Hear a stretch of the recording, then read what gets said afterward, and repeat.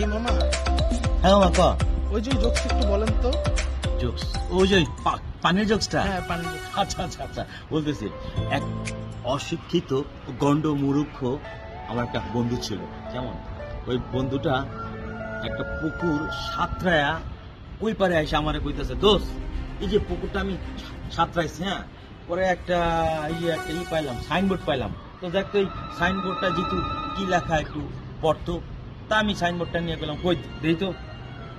দোস্ত সাইনবোর্ডে তো লেখা আছে এই পুকুরে কুমির আছে, কেউই নামবেন না, সাবধান। কি করছোস?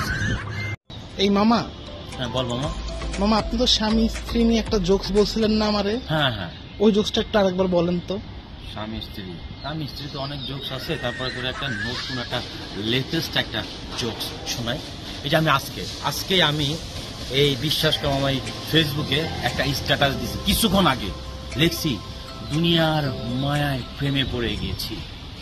আমার বউ আমারে ওই পোস্টের নিচে কমেন্ট করছে, এই মায়া ক্যাডা।